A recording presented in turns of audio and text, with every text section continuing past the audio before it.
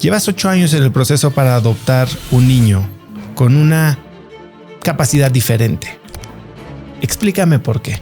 Yo quiero tener la oportunidad de adoptar. O sea, yo quiero poder proveerle a un niño que por cualquier motivo sus papás no pudieron darle esa oportunidad. Yo quiero proveerlo. Han estado muy cerca ya por mucho tiempo de John Maxwell. ¿Quién es John y cómo lo conociste? ¿Cómo lo conoció tu papá? John Maxwell es un escritor de libros de liderazgo. Es conocido a nivel mundial como el gurú del liderazgo. Es la persona que en la historia del mundo más libros de liderazgo ha escrito. Entonces entramos con esas 8 esferas de influencia con invitación del presidente que nos pide entrar al país, y nuestro compromiso es transformar el liderazgo en el 10% de la población de ese país. Entonces entramos primero con el gabinete del presidente y hacia federal, toda la policía federal, escuelas públicas y privadas, cárceles, organizaciones, iniciativa privada. Tienes contacto directo con John muy frecuentemente. Creo que tienes hasta sesiones de mentoría mensuales. ¿Cómo se ve en una de estas sesiones con él? Sí. Un mentor en la vida te va a llevar más lejos de lo que tú pudieras imaginarte.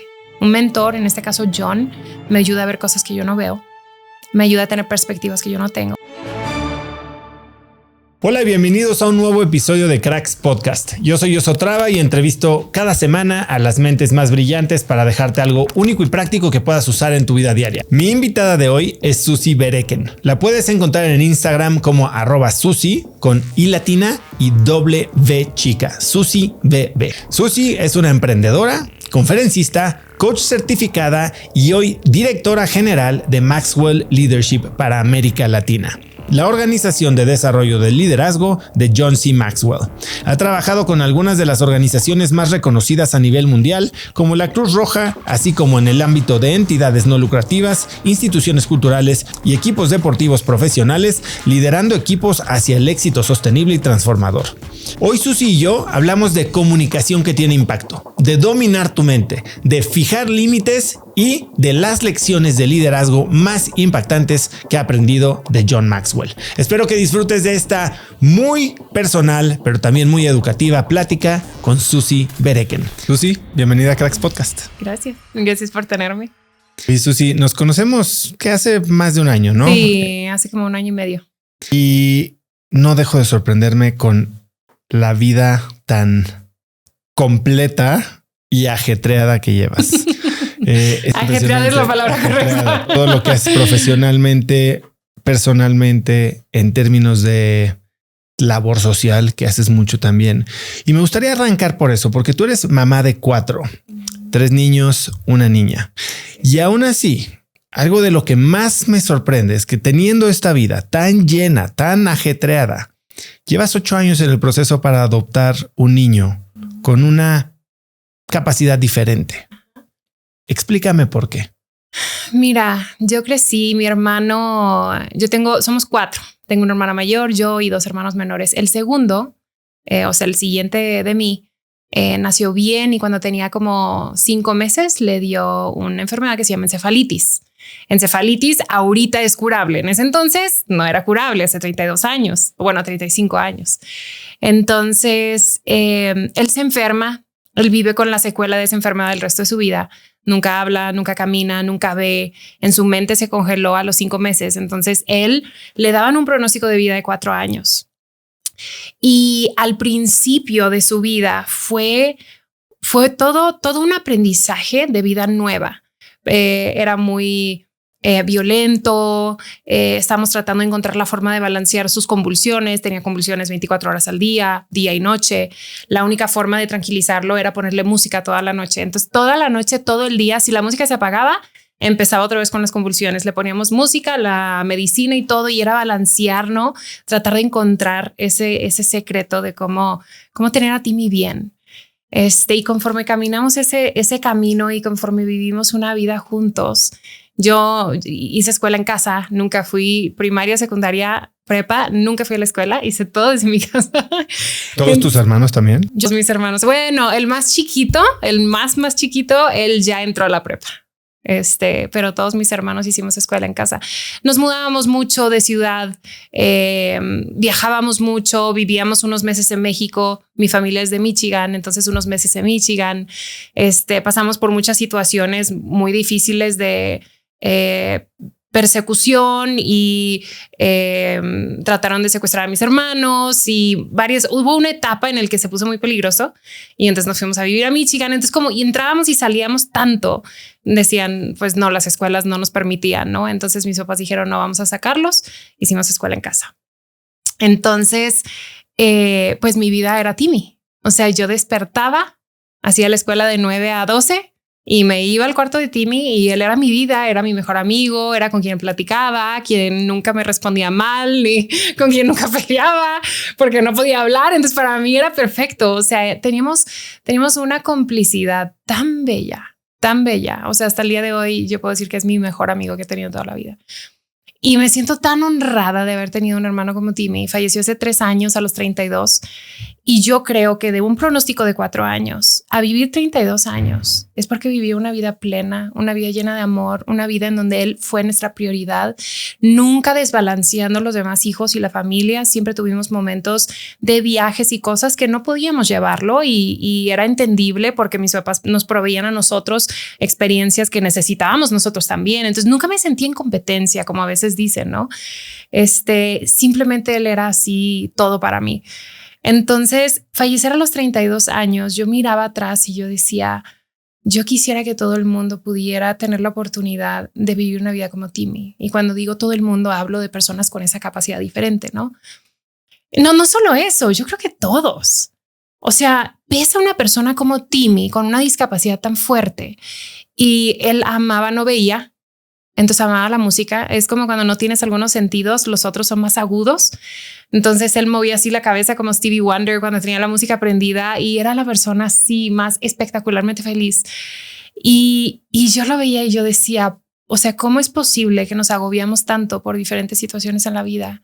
Cuando una persona que está atrapada en su cuerpo, que su cuerpo se encurvó porque tenía escoliosis, o sea, sus manos estaban encurvadas, su espalda estaba encurvada, su espalda se encurvó tanto que fracturó su pulmón y vivió el resto de su vida solamente con un pulmón. O sea, él dormía 20 horas al día, despertaba 3 o 4 horas porque era lo que su cuerpo podía hacer sin oxígeno. Entonces, si él puede ser una persona tan feliz, es porque está rodeado de familia que lo ama, es porque le damos una experiencia de vida espectacular. Y es porque yo creo que dentro de él, aún atrapado en ese cuerpo, encontraba la felicidad en esas cosas pequeñas, ¿no? En sacarlo. Él amaba agarrar la puerta del refri y lo abría y lo azotaba y se moría de la risa. O sea, las cosas más prácticas y sencillas. Entonces, desde que yo estaba chiquita, yo decía, yo quiero tener la oportunidad de adoptar. O sea, yo quiero poder proveerle a un niño que por cualquier motivo sus papás no pudieron darle esa oportunidad. Yo quiero proveerlo. Yo soy una persona llena de amor, que ama cuidar de otros, que amo proveer de una casa de estabilidad, en este caso 4 hermanos, de un papá, una mamá, de amor, de aventuras. Dios me ha bendecido tanto. Tengo las finanzas que necesito, tengo la casa, tengo amor, tengo familia. ¿Y por qué yo me pararía a no proveer esa oportunidad que también es un ganar para mí? Es llenarme a mí de más amor, de más forma de dar de regreso al mundo. Entonces, gracias a Dios tengo un esposo que también se apasionó por lo mismo, mucho porque es mi corazón. Entonces él empezó como a hacer match con mi corazón. Empezó a conocer a Timmy, empezó a enamorarse de Timmy. Él y Timmy tenían una conexión muy especial porque mi esposo es director de orquesta, toca cello, entonces venía a la casa, le tocaba cello a Timmy y Timmy ama la música. Entonces ellos también crearon una relación muy, muy bonita y a base de eso él también ha estado abierto a todo este proceso. Al principio decía, es que yo no entiendo por qué un niño con alguna capacidad diferente, porque es para el resto de nuestras vidas. O sea, nuestros otros 4 hijos se van a los 18 años y van a tener sus aventuras y van a casarse y van a tener hijos y tú vas a ser mamá y yo voy a ser papá por los próximos 60, 70 años. O sea, ¿estamos listos para eso? Pero juntos decidimos que sí. Entonces, a base de eso, empezamos el proceso hace 11 años. Ha sido un proceso muy tardado. Hemos tenido muchos topes y esos topes yo los he tomado como pausas en el momento, ¿no? Ese momento no era el momento correcto y estoy dispuesta a esperar el momento correcto. Y ahorita volvimos a empezar el proceso hace, no sé, unos 7, 8 meses y estamos caminando ese proceso y va a ser un proceso que va a tener sus up and downs. sabes que Coahuila, no sé si es en todos lados, Coahuila tiene una estadística de adopción muy, muy particular. El 50% de las adopciones, los papás terminan regresando a los niños a casa cuna porque se dan cuenta que vienen con mucha carga emocional, con problemas psicológicos muchas veces, con necesidades que ellos no pudieron. Tú hablas con cualquier papá que ha adoptado y dices, Susi, ¿estás segura? O sea, es una de las decisiones más, o sea, es una de las vivencias más complicadas que vas a vivir. Tiene sus ups, sus downs, sus tintes diferentes. ¿Estás segura que quieres esto? Y yo estoy más que segura que venga con todo lo que venga y yo lista. Pero esa es la razón por la que decidí eso. Tú dices cómo experimentaste la relación y sobre todo el estigma que había hace 35 años con tu hermano Timmy. Dices que la gente que conocías tú escondía a sus familiares con este tipo de condiciones o capacidades diferentes. Sí. ¿Cómo crees que el mundo ha cambiado? ¿O cómo no? Yo estoy orgullosa de cómo el mundo ha cambiado. Y yo no creo que estamos donde deberíamos estar, pero no estamos donde estábamos. Entonces, progreso es algo. Yo, cuando recién nos venimos a vivir a Saltillo, voy a usar Saltillo de ejemplo porque en Guadalajara, yo he vivido en muchas partes de México. Nací en un pueblito que se llama Ixmiquilpan, Hidalgo, en las montañas de Hidalgo. Viví en Ixmiquilpan, en Pachuca, en Guadalajara. Crecí muchos años en Guadalajara, en Durango, en Michigan, en Saltillo, en Australia. Y en mi tiempo, cuando llegamos a Saltillo, yo sacaba a Timmy a caminar y no sabes, o sea, nada más dando la vuelta a las cuadras, la gente te volteaba a ver. Como que extraño, eso fue hace 20 años, ¿no? O sea, te volteaban a ver con cara de cómo está sacando a su hijo así. Teníamos amigos cercanos que tenían hijos con alguna discapacidad diferente y nunca los habíamos conocido. O sea, los guardan adentro o los guardaban adentro de sus casas, los mandaban al rancho. Es la realidad. Y ahorita ves una inclusión, ves un intento de seguir avanzando hacia... Yo me acuerdo tratar de bajar a mi hermano de la camioneta. O sea, no es poca cosa. Es bajar toda la carriola para un niño de 32 años. O sea, imagínense qué tipo de carriola es bajar todo, acomodar todas las cobijas y todo lo que necesitábamos. Yo meter brazo, cargarlo, subirlo, brackets y todo, porque tenía que de alguna forma quedarse parado derecho. Y nunca había lugar en ese tiempo de estacionamiento para discapacitados. Nunca. O alguien lo usó que no era su derecho usarlo, ¿no? Y conforme ahorita vivimos un mundo mucho más incluyente, un mundo en donde en las mismas escuelas de mis hijos, en sus salones, hay personas con una capacidad diferente y me llena de orgullo. Me llena de orgullo ver a mis hijos que su tío Timmy fue así su amor y que para ellos es como estos niños los protegen. No, son sus amigos y oye mamá, fulanito hizo esto y yo fui y le ayudé a que pintara su hoja y le ayudé a que hiciera su tarea. Yo veo eso y yo digo, wow, o sea, qué bonita experiencia están pudiendo vivir ellos en la escuela, en la calle, en las plazas. Ya vas a Disney. La semana pasada estuve hace 2 o 3 días estuve en Los Ángeles en un festival. Había, yo creo que unas 3 o 4 personas con una capacidad diferente ahí en el festival. ¡Qué padre! No estamos donde deberíamos estar, pero estamos avanzando. Dices, la vida no tiene que ser perfecta para ser mágica. La vida es exactamente como nosotros la hacemos. Uh-huh. Eso fue lo que dijiste en el funeral de Timmy. Uh-huh. ¿Qué querías decir con eso? Muchas veces usamos la excusa de como que estoy donde estoy, ¿no? Y esto es lo que me tocó y jugamos mucho ese papel de la víctima en lugar de tomar control de nuestra vida, nuestra actitud, nuestra perspectiva. Me recuerda una historia que cuenta mucho mi papá. Mi papá, un gran líder, un gran hombre, decía que cuando mi hermano se enfermó, que él gritaba, él lloraba, él decía cómo es posible. Las estadísticas de papás con niños con discapacidad es 97% probabilidad de divorcio. Los hijos, hermanos, crecen con problemas psicológicos porque ellos no fueron prioridad contra el hermano, ¿no? Con una discapacidad. Entonces mi papá gritaba y decía, Dios, ¿cómo es posible que me das a Timmy? O sea, ¿qué voy a hacer con Timmy? Y dice que que ya de repente necesitaban ir al hospital para algo y mi hermano completamente vegetal, no podía moverse, no podía interactuar, no podía correr, no podía caminar, no podía hacer nada. O sea, está donde tú lo pones. Y mi papá decía que estaba en el hospital y veía a su lado y veía a un niño corriendo de un lado para otro pegándole a la pared, otro no sé qué, cada uno como que, o sea, veía a los papás y decía, Dios, gracias. O sea, no puedo imaginarme ahora viendo otra perspectiva. Yo digo, wow, qué bendición tener un hijo como Timmy, porque hay alguien que la tiene peor. ¿Y por qué yo no voy a tomar control de mi actitud, de mi perspectiva y decir, si yo quiero esto, voy tras eso?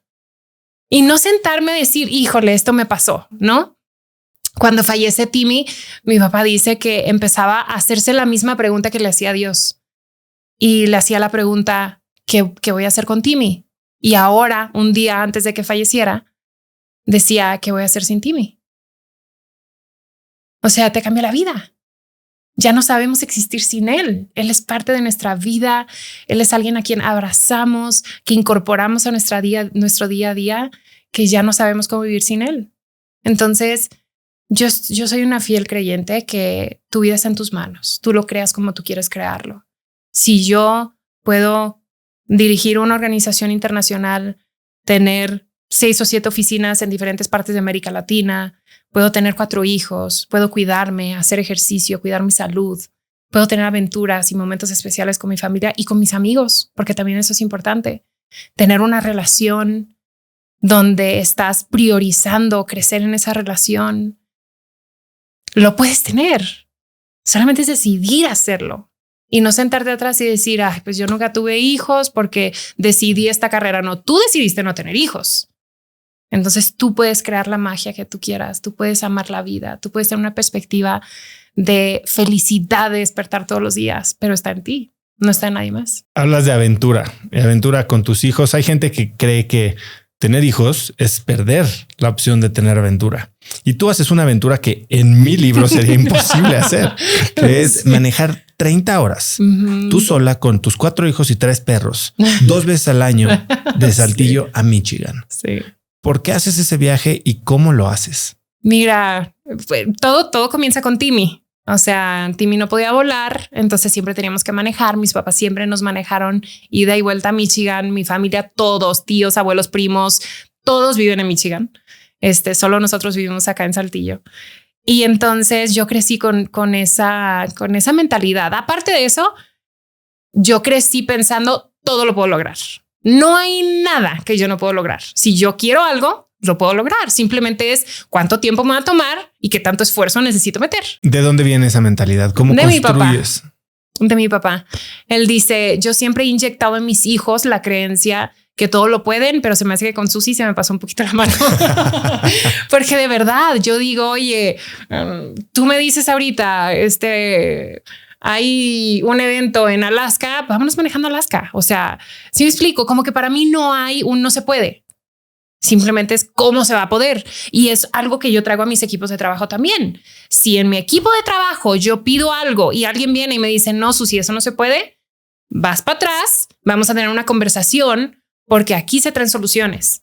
No vengas a decirme no se puede. Ven a decirme, Susi, este no es opción, este sí es opción. O aquí tienes 3 otras opciones y yo recomiendo este. Pero en mi equipo de trabajo, ni nadie que me rodea puede con un no. O sea, yo no puedo con nos. Es simplemente cuánto me va a tardar poder lograrlo. Pero bueno, entonces yo crecí con esa mentalidad y yo amo esas aventuras. Amo pensar en que yo soy la autora de mi historia. Entonces, si yo quiero meterme a un carro con mis 4 hijos, que en ese tiempo eran bebés, o sea, yo empecé ese viaje cuando tenía un hijo y era un bebé de 9 meses. Fue la primera vez que hice el viaje. Y metí a mi hijo a la camioneta, bajaba todos los asientos, ponía las maletas, agarraba cobijas, hacía una camita y aventaba a mi bebé allá atrás, ¿no? Y vámonos 30 horas. Y así lo hice, 1, 2, 3, 4 hijos. Hubo unos viajes que eran así maratónicos porque tenía una bebé de brazos de 6 meses, un hijo de 1 año y medio, 1 año y medio, un hijo de 2 y medio y un hijo de 5. O sea, imagínate, yo sola con ellos. Y yo decía, híjole, pero ¿qué voy a hacer? ¿Qué voy a hacer si le da hambre al bebé? Pues, ¿qué voy a hacer? Pues le voy a dar de comer. Si me tengo que parar, me paro. Si pongo su sillita y le doy un biberón, pues no pasa nada. O sea, y entonces en estos últimos viajes la gente se intriga mucho, ¿no? ¿Cómo le haces? Me subo a un carro a las 12 del mediodía, un domingo, y el lunes a las 6, 7 de la tarde llego. No Pero paro. también lo has emprendido bajándote de un avión a las 3 de la mañana, sí. Agarras a tus hijos y a esa hora. Lo acabo de hacer hace como que 2 semanas. Me bajé de un avión, llegué a la casa a las 12 de la noche y dije, ¿para qué me duermo? Y nos levantamos a las 5, pues mejor me subo, tengo energía. Subámonos al carro de una vez, subí a mis hijos. A las 3 ya estábamos en la carretera. Pero es tan padre que tu mente no tome control de tus decisiones. Nosotros mismos tenemos una mentalidad de híjole, y me preguntan, y yo claro que me echo la pregunta, y que si me quedo sin gasolina, o que si se me poncha una llanta. Pues que si se te poncha una llanta, pues cámbiala. ¿Y qué si te quedas sin gasolina? ¿Qué me ha pasado? En 40 grados de calor me quedé tirada con mis 4 hijos. Fue hace menos de un año, o sea, 1 año y medio. Terrible, terrible. Mis hijos estaban llorando. Yo estaba en medio de la carretera. Yo creo que estábamos a 20 kilómetros de la próxima gasolinera. Y yo dije, yo no puedo dejar a mis hijos aquí. O sea, media carretera, ¿qué voy a hacer? Ni modo que yo irme caminando y mis 4 hijos al lado de la calle. Pues no. Entonces dije, ¿qué hago? ¿Qué hago? Y luego vi el OnStar, que yo no pago OnStar porque no vivo en Estados Unidos, vivo en México.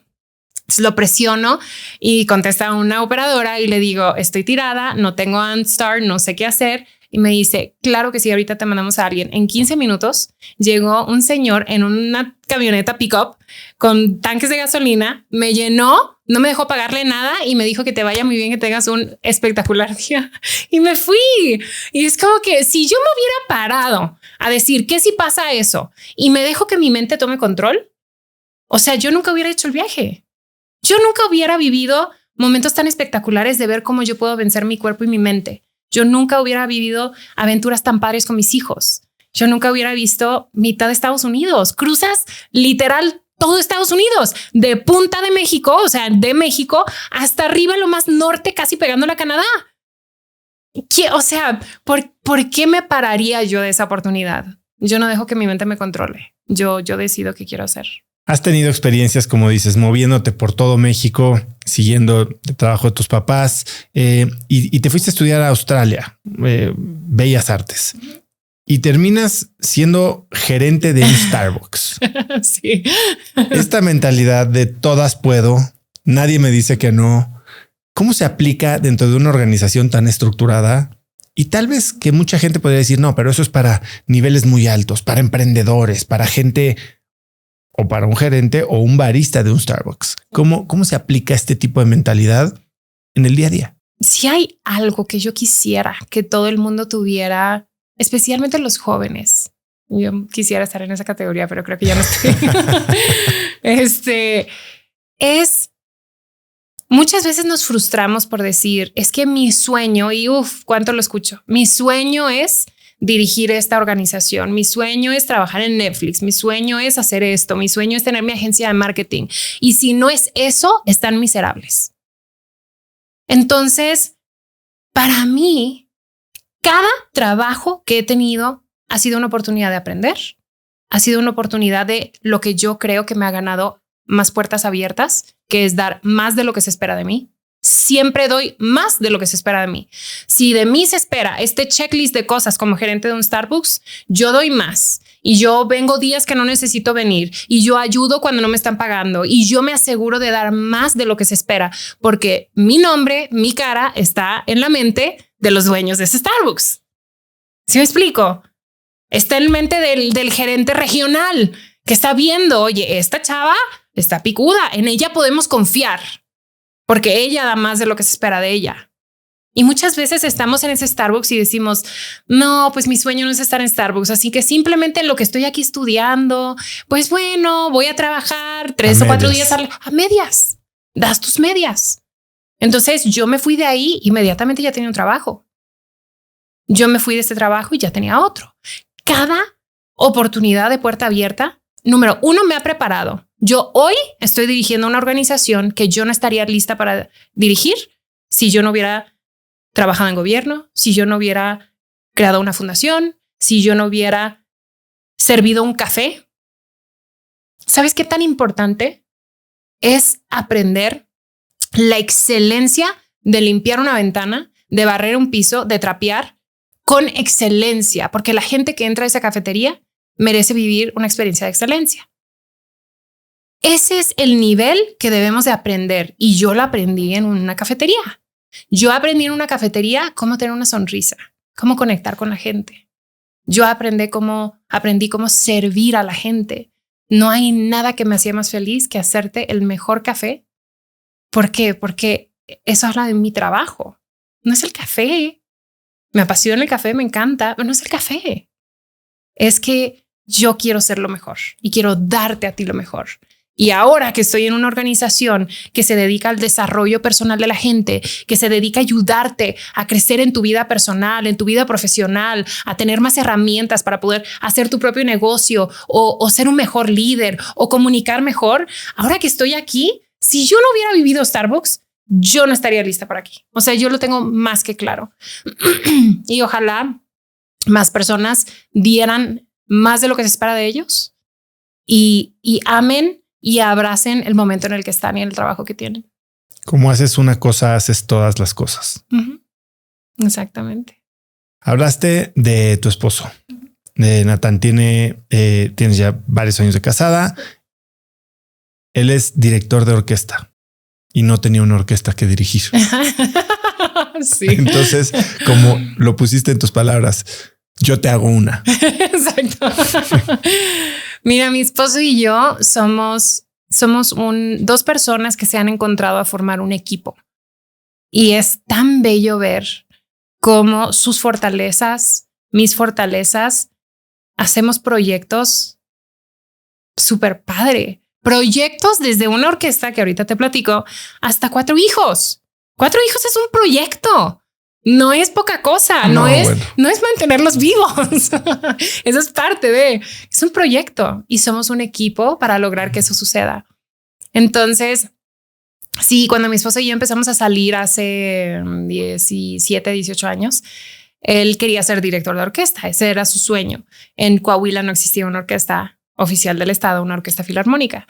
Entonces, sí, en mis palabras, él y yo nos juntamos y yo dije, yo voy a empujar esto para que esto suceda porque yo amo trabajar proyectos. Y él es sumamente talentoso y artístico y solamente él podía hacer que la orquesta existiera, ¿no? Entonces empezamos a trabajar, empezamos a recaudar fondos, conseguíamos fondos de iniciativa privada, hacíamos un concierto, contratábamos músicos de todas partes de México, volaban, hacían un concierto un fin de semana, regresaban a sus casas, todos para trabajar en sus orquestas de diferentes estados.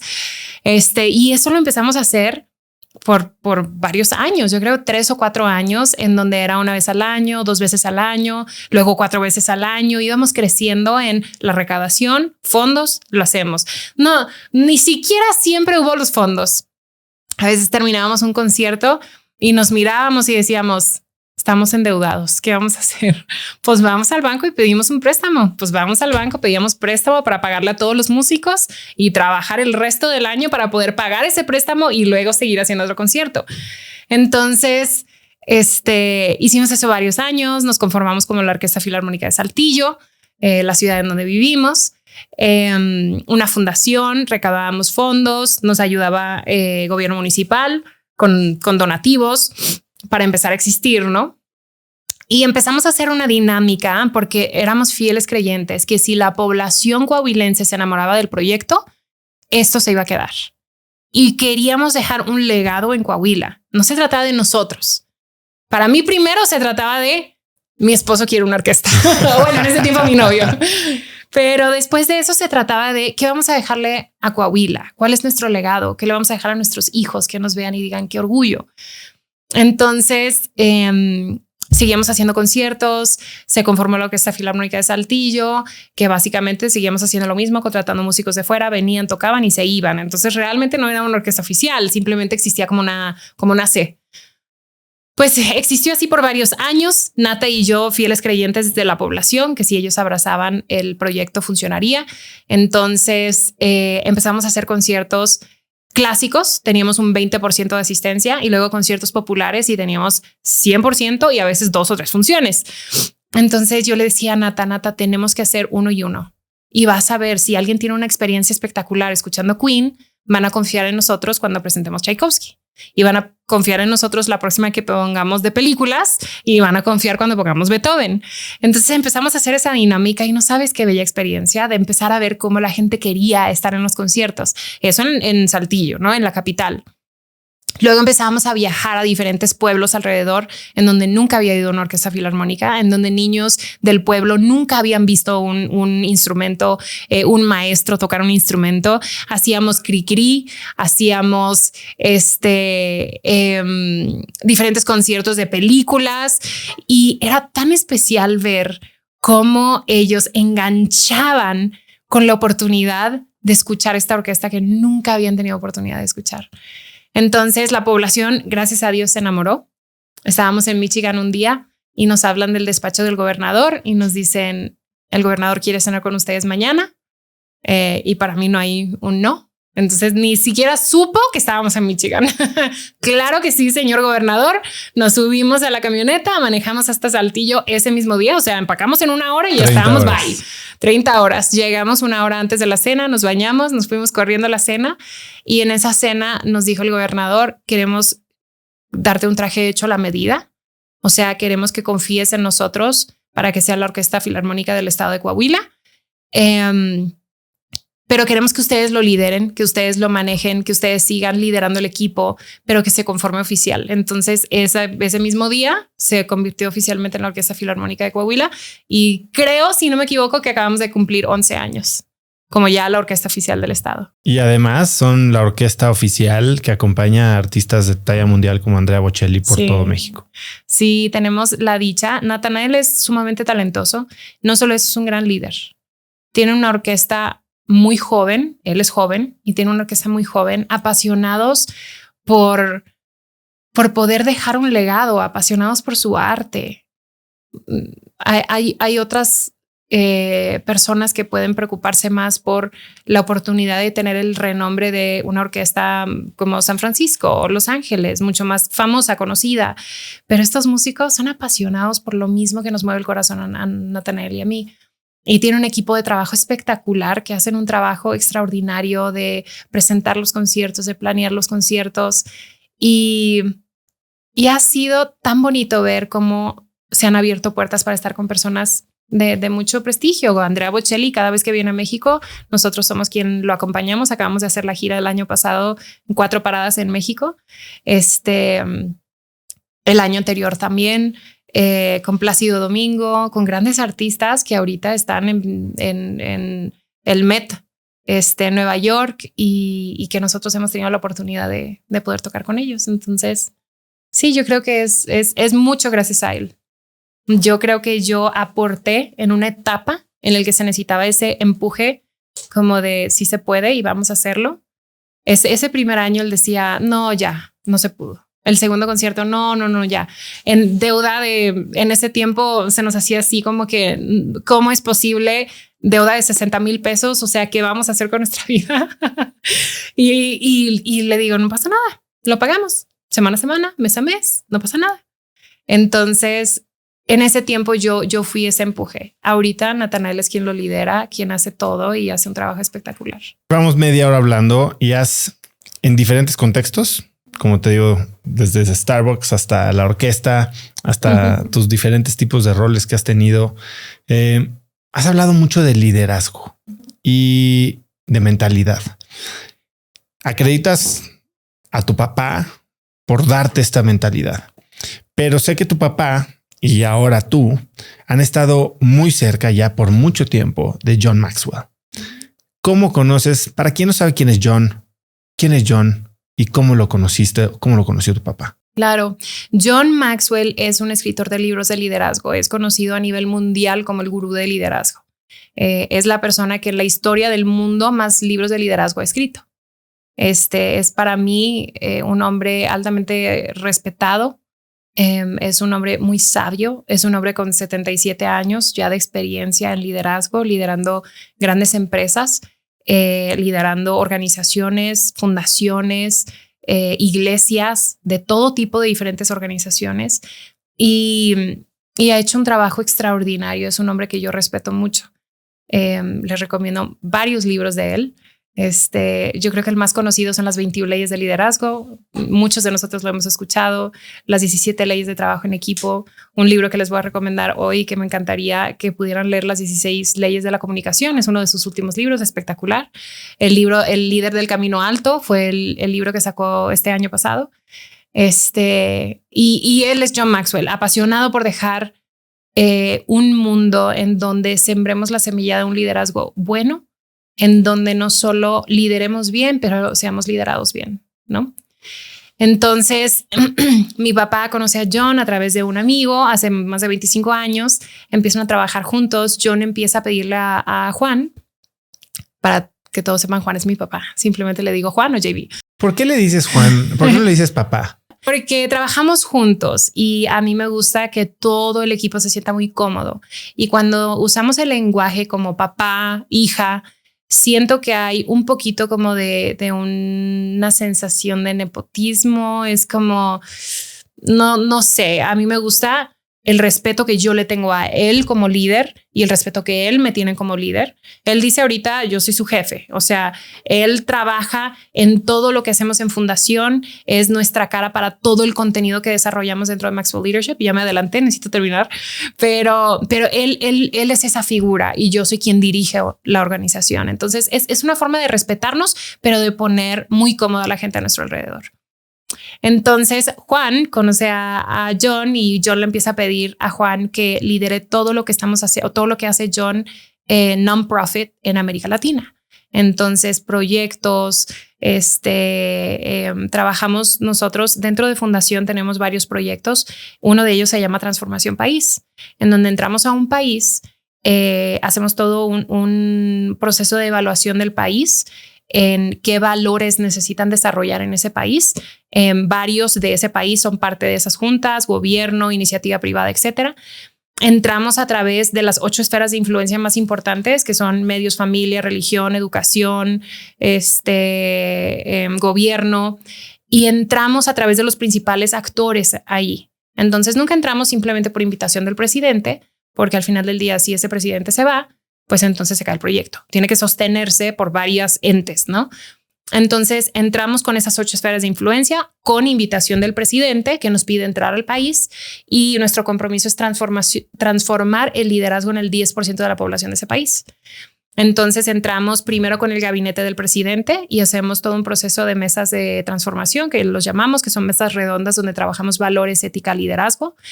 Lo hacemos con el gabinete del presidente, Policía Federal, toda la Policía Federal, escuelas públicas y privadas, cárceles, organizaciones, iniciativa privada.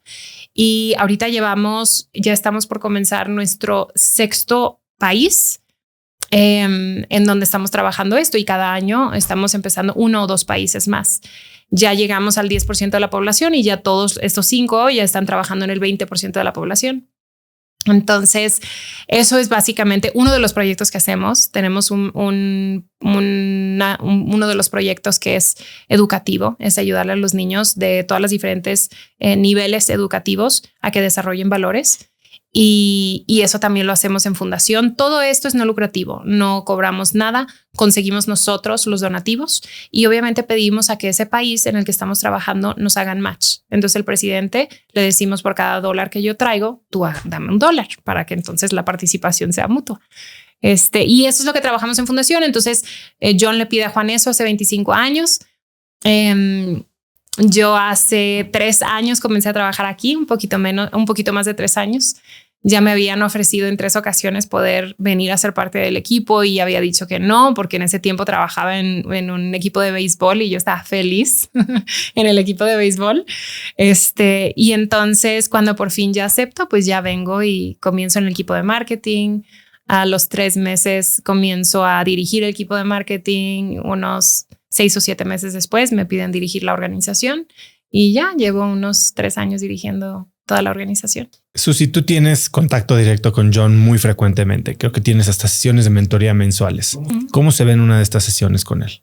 Sí, yo tengo la dicha, el honor de estar cerca de John. Viajamos por toda América Latina. Entonces, a veces tenemos sesiones programadas y como planeadas y a veces son, oye, estamos en un avión, hazme todas las preguntas que quieras. O hoy en la mañana no tenemos nada, vamos a desayunar y hazme todas las preguntas que tú quieras. Y eso para él es una pasión. O sea, muchas veces dice, nos sentamos media hora y 3 horas después volteamos y decimos, wow, aquí seguimos. A mí me ha dejado, junto con Juan, yo creo que son los 2 hombres que más respeto en el mundo del liderazgo. Son personas que me han ayudado a abrir mi perspectiva de vida. Un mentor en la vida te va a llevar más lejos de lo que tú pudieras imaginarte. Un mentor, en este caso John, me ayuda a ver cosas que yo no veo. Me ayuda a tener perspectivas que yo no tengo. Él ya caminó el camino, ya se tropezó. ¿Para qué me tengo que tropezar yo? Porque no mejor aprendo de alguien que ya lo hizo, que me va a dar el secreto y me va a decir, este es el camino.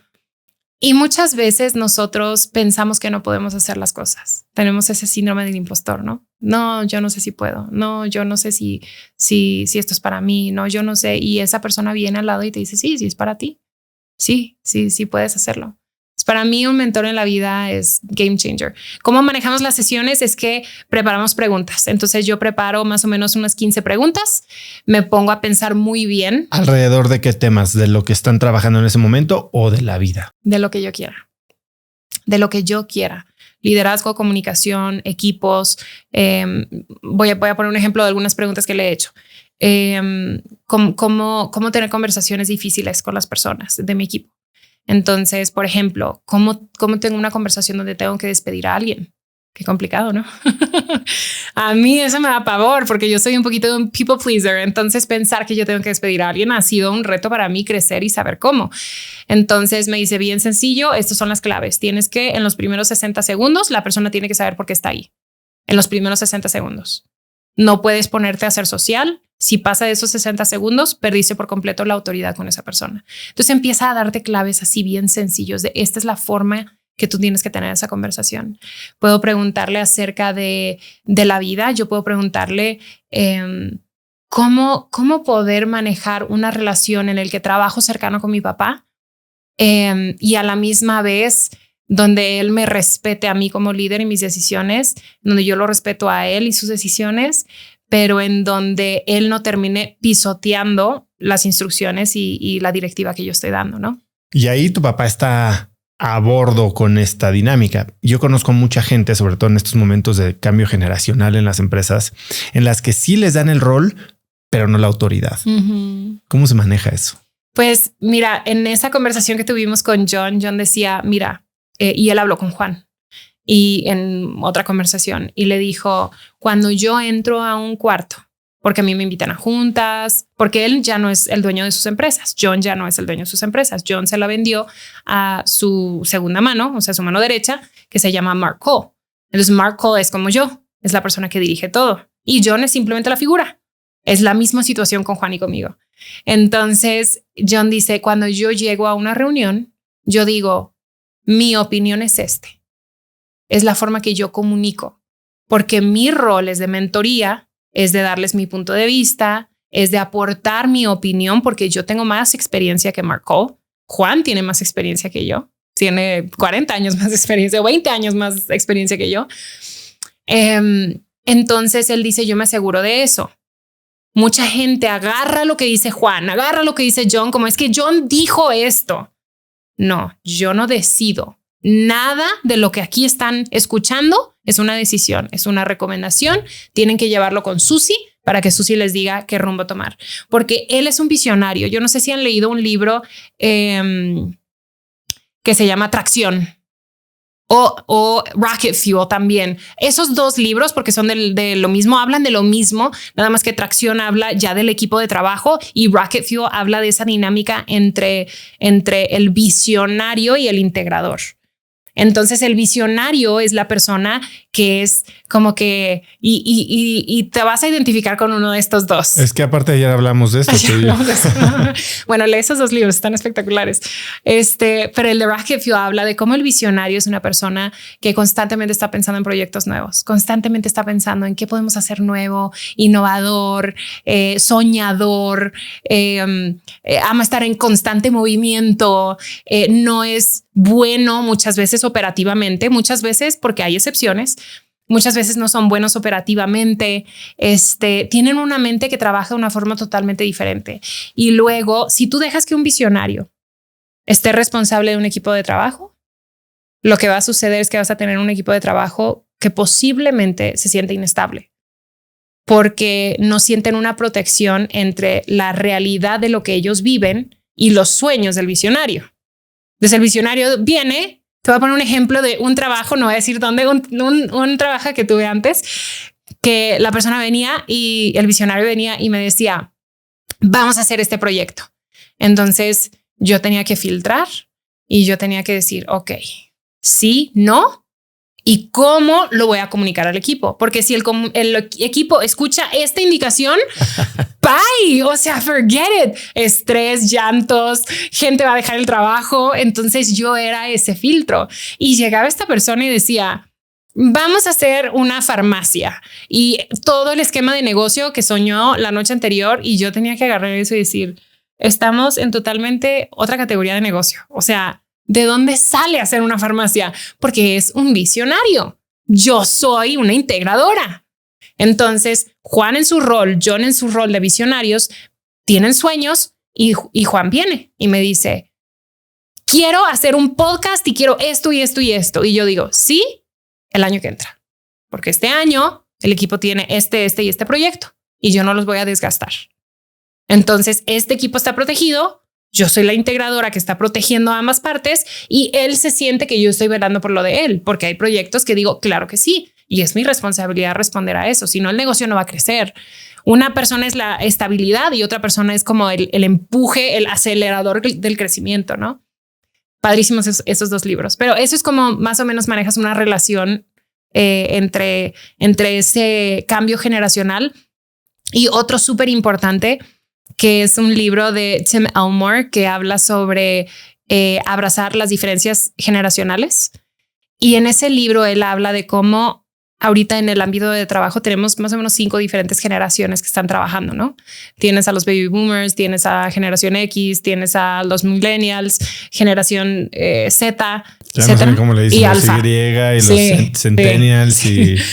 Y alfa es la más nueva. Pero ahí explica cada una de las generaciones y cómo en un lugar de trabajo tú puedes abrazar cada uno de ellos si abrazas los valores que trae eso. Muchas veces tienes equipos tan innovadores hoy en día con puras generaciones jóvenes y tienes un millennial o un baby boomer que dice, espérate, es que no entendí, es que necesito que me lo expliques mejor y tengo que tener toda la claridad. Pero esa persona te trae una estabilidad y te ayuda a crear las cosas con excelencia. Entonces, cuando empezamos a abrazar eso, se hace una dinámica tan padre. Entonces, yo valoro a Juan por su generación y su experiencia. Él nunca pudiera dirigir la organización como yo lo hago, pero yo no soy él tampoco. Yo no puedo pretender que yo soy una líder tan experimentada que él. Entonces, abrazando cada uno nuestra generación y nuestras habilidades y lo que traemos a la mesa, se puede hacer una mancuerna muy padre. Gracias a ti pude yo conocer a John y tuve una comida en la que estuvimos platicando juntos y en 20 minutos me dio un tip que dije, wow. No sé si un tip o una lección de emprendimiento. Sí es un soñador, ciertamente se ha rodeado de integradores y me decía, Oso, ¿sabes cuál es la diferencia entre ser del top 10% a ser del top 2%? Me dijo, yo ya decidí que no quiero ser uno de 10. Yo si no soy uno de 50, entonces no juego. ¿Por qué? Porque en el 1 de 50 no estás peleando con nadie más, no estás peleando con precio. Estás jugando un juego totalmente diferente. Y si el negocio en el que estás no puedes ser uno de los top 2% del mercado, entonces ciérralo y que lo haga alguien más. Y eso te pone a pensar, ¿no? Cómo alguien como John, que lleva tantos años, pues ha capitalizado tantas oportunidades y tiene negocios tan grandes. A mí me encanta verte a ti, porque yo creo que ese ejemplo que acabas de dar no se trata nada más de ser como ese negocio único. John se aventura a muchas cosas y él siempre dice, una de las cosas que he aprendido de él malamente, porque no es correcto, pero es prevende tu proyecto. Prevende tu proyecto. Dime qué resultados tienes y si tienes buen resultado, hacemos el proyecto y si no, regresas el dinero a todos. Pero él es mucho de vamos a aventurarnos, pero como tú dices, si no es ese top 50, no lo hacemos. O sea, si no es algo así que tú digas, wow, único que nos va a hacer como ese difference maker, no lo hacemos. Pero yo creo que se traduce más que eso. Se traduce también en la excelencia con la que trabajas, se traduce en tus valores, en agregar valor a las personas. Cuando yo te escucho a ti hablar, y hemos tenido muchas conversaciones últimamente, cuando te escucho a ti hablar de cuánto valor quieres agregar a la gente y cómo eso es como tu brújula de todas tus decisiones y de todos tus negocios y de todo lo que tú quieres hacer y de todo el legado que tú quieres dejar en México, en América Latina y en todos lados, para mí es de alto respeto y es un orgullo porque tú estás en ese top 50, porque no todos trabajan así. No todos les importa la calidad de apoyo, de ayuda, de productos, de recursos que están poniendo en manos de las personas para que su vida sea mejor y tú sí lo estás haciendo. Y para ti esa es una prioridad. Entonces, espero que todos sepan que para mí estar rodeada de personas como tú ha sido un honor. Poder aprender de ti, poder ¿cómo se dice? A veces me falla el español con ciertas palabras, como que por contacto, que se me pegue. Por osmosis. Ajá, que se me pegue ese nivel de excelencia y ese amor por lo que hago y amor por las personas por los que hago. Gracias, Susi. Yo admiro justo lo mismo y creo que va de dos vías. Salirte de tu zona de confort, estar experimentando, pues soñando a veces da miedo, ¿no? Y tú aquí dices que hay que saber vencer los miedos en nuestra mente, ¿no? No puedo. ¿Cuál ha sido el miedo más grande al que te has enfrentado? Buena pregunta. Yo creo que el miedo más grande que me he enfrentado es hablar en público. Sí, yo creo que ese ha sido mi miedo más grande. Probablemente esté abajito de eso.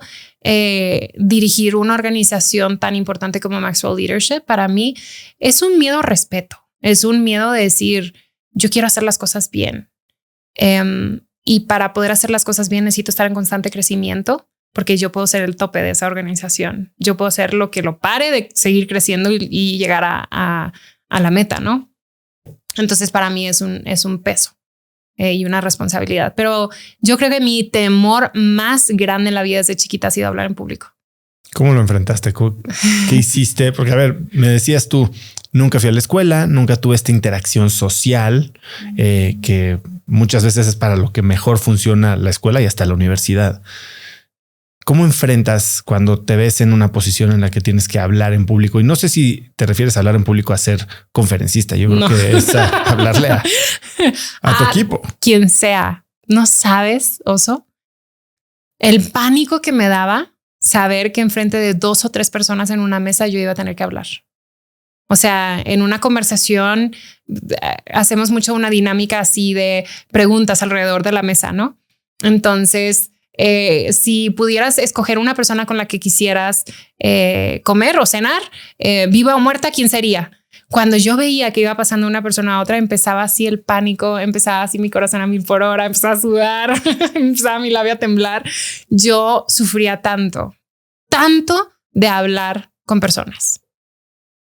Y yo creo que aparte de ser una introvertida, porque sí soy una introvertida social. Entonces, es muy social. Muy social. ¿Qué significa eso? Que yo me lleno en la privacidad de mi casa. O sea, mi batería se llena cuando yo estoy sola viendo mi Netflix en casa sin nadie, pero yo sé prender el switch cuando estoy en escenarios donde necesito estar. Yo soy muy socialmente sensible a las personas. Yo sé cómo quieres tú que yo llegue en este espacio. ¿Sí me explico? Entonces tengo esa sensibilidad. Yo puedo estar con gente ayer en la mesa de trabajo y ver a diferentes personas y pensar, esta persona necesita que yo interactúe de esta forma y esta persona necesita que yo interactúe de la otra forma. Y no es arte de magia, es simplemente experiencia de tratar con gente. O sea, lo más que tú tratas con gente, más tú sabes qué se espera de ti. Entonces, cuando yo estoy en un escenario en donde se espera de mí ser sumamente social, divertida y demás, prendo mi switch de extrovertida y vámonos. Por eso. Pero ¿qué te dices cuando esta duda, cuando este miedo empieza a tomar control un poco de la cabeza? ¿Cuál es tu diálogo interno? Vamos. ¿Cuál es mi diálogo? Yo creo que no es un diálogo. He tenido el diálogo de no lo puedes y simplemente déjalo. O sea, no puedes hablar en público, simplemente déjalo pasar. No es para ti. Sí he tenido esa conversación con mí misma, pero yo creo que no es un diálogo y para mucha gente no es un diálogo. Quisieran tanto poder hacerlo. Simplemente algo físico, es un miedo, es la mente diciéndote no lo hagas, que si dices algo que te vas a arrepentir. Dicen que uno de los temores más grandes en la vida, arriba de la muerte, es hablar en público. ¡Wow! O sea, más allá de que un día ya no esté en este planeta, subirme a un escenario, hablar con una persona, en mi caso, hablar con una mesa de 2 o 3, era un pavor.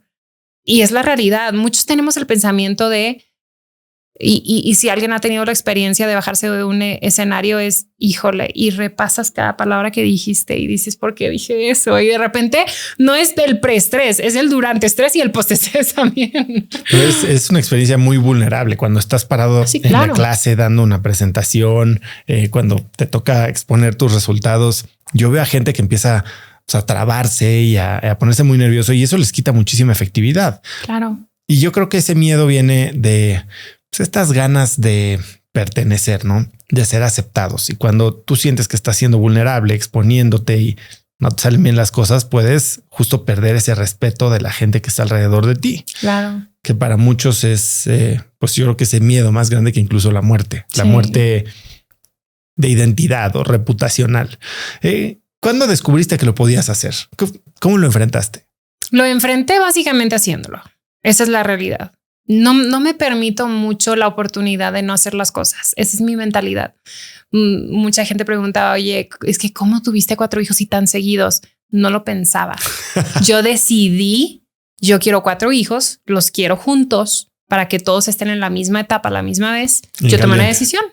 Ya, no lo tengo que pensar. Si yo lo empiezo a pensar y mucha gente dice, bueno, después de tener el primero veo. Tu mente está controlando tu futuro en lugar de tú decir, este es el futuro que yo quiero. Lo mismo con la comunicación. La comunicación no es nada más hablar en escenario. Es importantísimo que todos tengamos presente. La comunicación se usa en tu relación de pareja, se usa en tu trabajo. Para mí, aprender a hablar con mi equipo de trabajo ha sido un arte tan complicado de aprender porque no es nada más comunicar lo que tú quieres comunicar. Es cómo conectas con ellos. Es cómo comunico yo de una forma que tú vas a recibir lo que yo estoy comunicando. O sea, es un arte. La comunicación es un arte.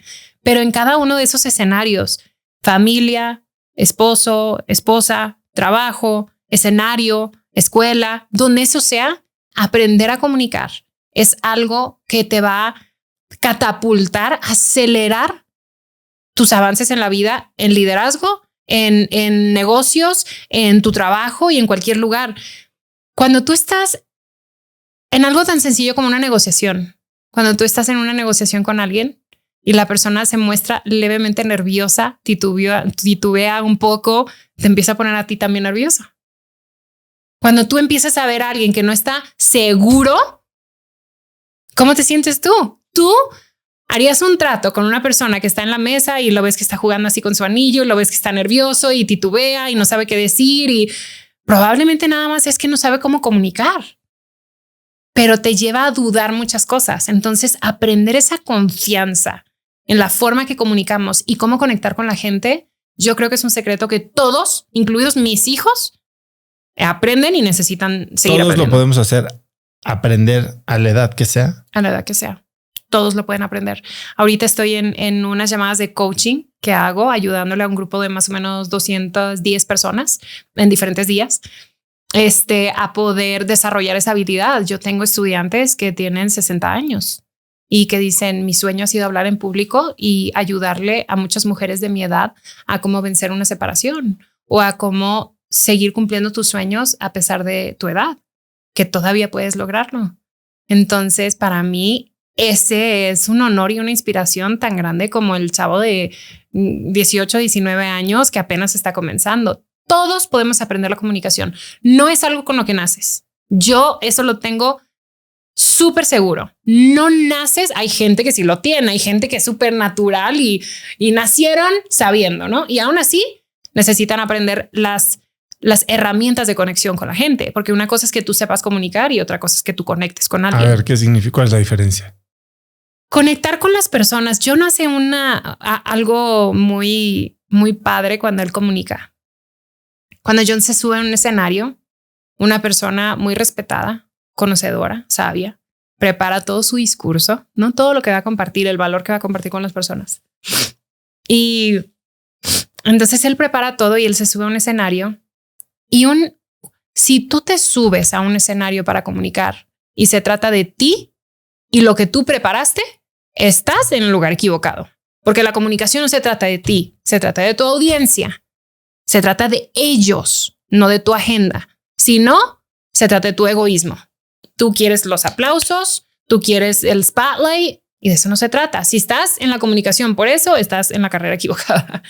Entonces lo que John hace es, él prepara todo, él tiene todo listo, él se sube a un escenario y él conecta con la gente.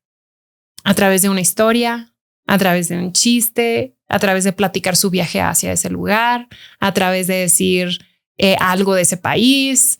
Y entonces el momento, y tú lo sientes, el momento que se hace esa conexión, ya los tiene.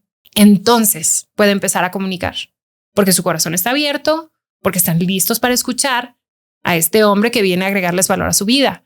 De lo contrario, no has estado en pláticas en donde es como que, ay, que ya terminé, ¿no? O sea, ¿por qué? Porque nunca conectó. Conexión para mí es lo más fundamental. Más que tu contenido y tu valor, la conexión es lo más fundamental de comunicación. Más que el contenido. Entonces no se corre el riesgo entonces de tener comunicadores que conectan mucho pero no enseñan nada. Sí, tiene que haber un balance. Obviamente no estamos hablando de que no enseñes nada, ¿verdad? Tiene que haber. Pero si tú me dices qué es más importante, comunicar un valor que nadie va a escuchar o conectar con las personas en las que de alguna forma vas a impactar su vida, yo prefiero la segunda. Yo creo que no solo yo prefiero la segunda, todo el mundo preferimos la segunda. Yo no quiero estar en una plática, en una mesa de trabajo. Yo no quiero estar con mi jefe escuchando cómo mi jefe me dice y dice cada cosa que tengo que hacer sin que yo le importe. No dice John, a mí no me importa, o no es John. Yo creo que alguien más lo dijo antes de John, pero John lo repite mucho. A las personas no les importa cuánto sabes hasta que saben cuánto les importas. Wow. Si yo siento que yo te importo, entonces te quiero escuchar. Pero si tú vienes a decirme algo y yo no siento que yo te importo, yo no te voy a escuchar. A ver, a las personas no les importa cuánto sabes hasta que saben cuánto les importas. ¿Cuánto te importa? ¿Cuánto te importa? ¿Cuánto te importa? Está increíble esa frase. A ver, yo he estado, los últimos años han sido una explosión increíble. Nunca me imaginé yo como conferencista. Yo hice una parte importante de lo que hago. Este año he dado arriba de 60 o 70 conferencias, decenas de miles de personas y la verdad es algo padrísimo. Y a veces sientes que, regresando al contenido, o sea, pues yo no escribí el libro de ciertas cosas, ¿no? Igual y mucho de lo que hablo es cosas que aprendo de gente como tú aquí en Cracks, de mis invitados, es lo que escribí en mi nuevo libro. Y platicando contigo me dices, es que no importa si el contenido lo ha presentado 1, 2 o 1000 personas, porque tú tienes un ángulo que nadie más tiene, que es tu historia. ¿Qué rol juega la historia de cada uno de nosotros cuando tratamos de comunicar, ya sea profesionalmente en un escenario, hasta en un equipo o en una clase de la universidad? Cada persona tiene una historia única y tiene una experiencia única. Yo no he estado en tus zapatos, tú no has estado en mis zapatos. Yo no he estado en los zapatos de nadie más con quien yo estuve esta semana pasada. Todos tenemos una infancia diferente, una juventud diferente, una vida diferente, una relación diferente, una experiencia de vida diferente, una perspectiva diferente. Cada ser humano. Y lo que una persona vive y el valor que puede ser su historia o su experiencia a alguien más en el mundo. Voy a poner un ejemplo. Hace poco nos mandó una persona un testimonio y decía que estaba a punto de terminar su vida y que escuchó una de las pláticas que... ¿Está por terminar su vida por edad naturalmente o estaba pensando en terminar su vida? Estaba pensando en terminar su vida. Estaba pasando por muchas situaciones financieras difíciles, se había separado de su pareja, no veía cómo podía salir de esto y escuchó una de las pláticas que dimos esa semana. Tenemos un webinar, lo escuchó y que a partir de ese momento él decidió, yo tengo una esperanza. No lo veo ahorita, pero yo tengo una esperanza. Él necesitaba escuchar la historia de la persona que compartió. Si no lo hubiera escuchado, ese hombre hubiera perdido su vida. No solo ese hombre. La exesposa hubiera perdido su exesposo, los hijos hubieran perdido su papá, los papás hubieran perdido su hijo, su comunidad hubiera perdido a este hombre. Todo el mundo hubiera salido perdiendo eso. Entonces, si tú pudieras salvar la vida de una persona, ¿lo harías o no lo harías? Solamente tienes que compartir tu historia. Solamente tienes que compartir tu experiencia. Y obvio, hay estructuras de cómo desarrollar una plática. No es así como arte de magia, ¿no? No es como que, ay, pues me subo a un escenario y empiezo a platicar desde que nací hasta ahorita. Pues no. Sí. A ver, no es tu currículum. Exacto, es tu currículum. ¿Cómo se ve una buena historia? ¿Cómo se ve? ¿Cuál es la estructura? ¿Cuánto tiene que durar? Yo tomo mucho de ejemplo a John porque es una persona que creo que comunica espectacularmente. Así como él, hay comunicadores espectaculares, o sea, espectaculares. Craig Rochelle es una de las personas que más amo su comunicación. Craig Rochelle es un empresario espectacular. Y entonces John dice, número uno, hablando de duración, John dice, la gente no puede estar sentados más de 45 minutos. La gente no puede, su atención se va. Entonces, o haces dinámico, si estás en un lugar en donde te están pidiendo que estés 60 minutos o 70 minutos, lo haces dinámico, que significa que metes muchas historias, metes muchas vivencias, metes momentos en donde la gente se para y hace algo, pero tienes que mantener la gente moviéndose. Para mí, mi sweet spot es entre 35 y 45 minutos. Yo creo que ese es el tiempo óptimo. Si tú no puedes compartir lo que necesitas compartir en ese tiempo, estás dando demasiados detalles. Yo hago un ejercicio y ya me estoy metiendo a otra cosa, pero yo hago un ejercicio en donde mi equipo me manda mensajes de voz y es un mensaje de voz de 1 minuto. Entonces yo voy a escuchar el mensaje de voz y luego apago el audio, lo prendo. Apago el audio, lo prendo. Si yo sé que decía ese mensaje de voz haciendo eso, dijiste demasiado. Yo no necesito saber todo eso. Dime eso en 20 segundos menos. Entonces, lo mismo cuando comunicamos. No podemos nosotros pensar que la gente simplemente ama estar sentados, escucharnos hablar. A nosotros nos encanta escuchar nuestra propia voz, a la gente no. Entonces, esa es una de las cosas. Y luego hay un esquema que se usa de cómo preparar tu comunicación. Entonces, lo primero que hacemos es conectar. Y nosotros tenemos dentro de, porque yo enseño esto mucho, tengo muchas llamadas de coaching donde ayudo a las personas a que puedan desarrollar estas habilidades. Tengo 4 elementos importantes que hacemos para ayudarle a la gente a desarrollar su plática, firma, ¿no? Su plática estrella. Todos deberíamos de tener una plática que podemos hacer muy bien. No necesitas más que eso. De ahí, si tú empiezas a crecer en experiencia y dices, oye, quiero empezar a hablar de esto, padrísimo, pero que sea lo que tienes en las venas, que tú te la sabes de memoria. Eso es una buena plática y eso es como tú vas a agregar valor. Entonces empezamos con la primera parte que llamamos corazón, que es conectar con la gente. John te decía que se sube a un escenario y conecta con la gente. A veces, Oso, tarda 15 o 20 minutos en conectar con la gente. No le importa. Dice, yo prefiero dar mi valor en 5 que no haber conectado con la gente. Porque a veces hay lugares, no es difícil. Tú has estado en escenarios, hay veces en donde no sientes que la gente está recibiendo nada de lo que estás diciendo. Es complicado. Es complicado. Lo primero es corazón, es conectar. Conectas a través de historias, conectas a través de vivencias, conectas a través de un chiste. No has escuchado muchos que se suben y de inmediato es un chiste. Es para conectar. Es para que la gente se sienta cómoda, ¿no? A gusto. ¿Y es diferente a través de culturas? O sea, ¿en Estados Unidos también conectan igual o es diferente? Yo creo que hay diferencias. Yo no diría que conectan igual. Yo creo que la base de la conexión tiene que ser la misma. No podemos comunicar sin conectar, pero yo creo que la forma de comunicar es diferente. Y no solo las personas con las que estás, pero también quién eres tú. O sea, ya la forma que yo conecto es muy diferente que la forma que tú conectas. Cuando vas a conectar con las personas es bien importante. Por ejemplo, me imagino que tú haces esto también.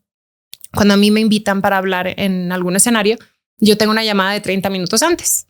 Entonces yo conozco quién es tu gente, qué están esperando de mí, cómo puedo servirles, un poquito de su demográfico, de dónde son, qué edades, mujeres, hombres, ¿no? Entonces tienes un gauge. ¿Quién va a estar ahí? ¿No? Y cómo tú puedes servir a esa gente, porque se trata de ellos, no se trata de mí. Entonces tú ya sabes de qué forma puedes conectar. Hay personas que me dicen, oye, Susi, si yo tengo mi plática firma y yo quiero usar una historia diferente en diferentes ocasiones, ¿se puede? Claro, porque se trata de conectar. Yo, Susi, conecto diferente. Yo conecto a través de mi historia. Entonces me sucede mucho esto. Y esta historia incluye la historia de ti y tu hermano, quiero suponer. No, todavía no lo meto. Todavía no. Al principio, cuando yo comunico, yo digo, hola, soy Susi Bereken, un honor estar aquí, dirijo esta organización, hago esto, viajo, tengo 4 hijos y en todos esos momentos es, ¿cómo? Pero tiene que haber un sentimiento de sorpresa porque, a ver, muchos creemos que tenemos vidas muy ordinarias. O sea, a ver, conozco a Millán Ludeña, que ya corrió un maratón en la Antártida y en el desierto del Sahara y corrió en el punto más cercano al centro de la planeta y después el punto más cercano al sol y dices, ¿de qué fregados voy a hablar yo? Exacto. Eso me pasa muy seguido. Me pasa contigo. O sea, yo estoy sentada contigo y digo, ¿qué voy a decir yo? Sí. O sea, sí, claro. Claro que sí. O sea, mira, cada uno tiene diferentes historias y formas. Mi forma es a través de eso y la gente le encanta. O sea, es como que en ese momento yo los tengo en mi mano. Ya conectaron conmigo. Estaba hace poco en Venezuela y un señor, un chavo, vino y me dijo, oye, Susi, pues es que no sientes culpa cuando sales de viaje tanto y con tus hijos, porque mi esposa pues siente mucha culpa y no sé qué. Y yo, ¿culpa? ¿Qué voy a sentir culpa? Este es mi propósito de vida. Yo les estoy diciendo más bien les haría una desgracia a mis hijos que me tuvieran en casa 24 horas al día. Me odiarían porque este es mi propósito.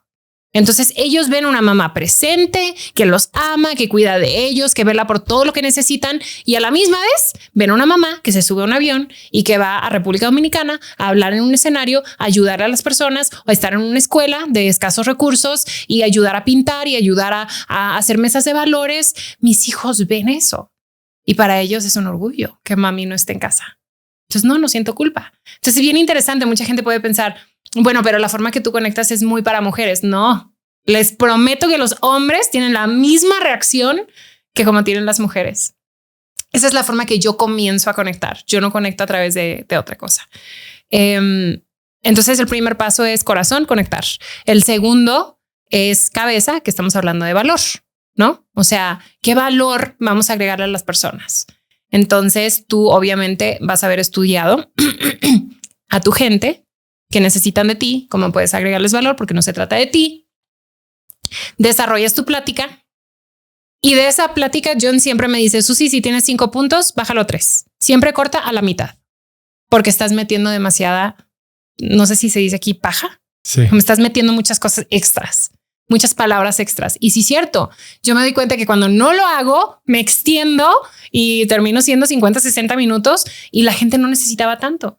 Necesitaban 1, 2, 3. ¿Y qué pasa cuando tu punto puede ser explicado literal en 5 minutos, pero te piden que llenes 40. Yo creo que hay excepciones y hay momentos que sí puedes extender. Yo creo que la regla es asegúrate que lo que estás compartiendo es realmente lo que necesitan saber. Es el 1, 2, 3, es el 1, 2, 3, 4, 5, es el 1, 2, 3, 4, 5, 6, 7.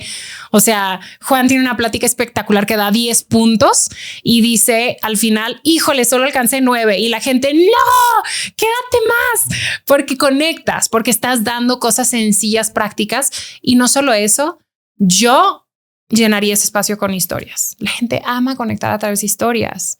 Tú mantienes historias y vas a mantener a la gente enganchada y van a escuchar cada punto y se van a acordar.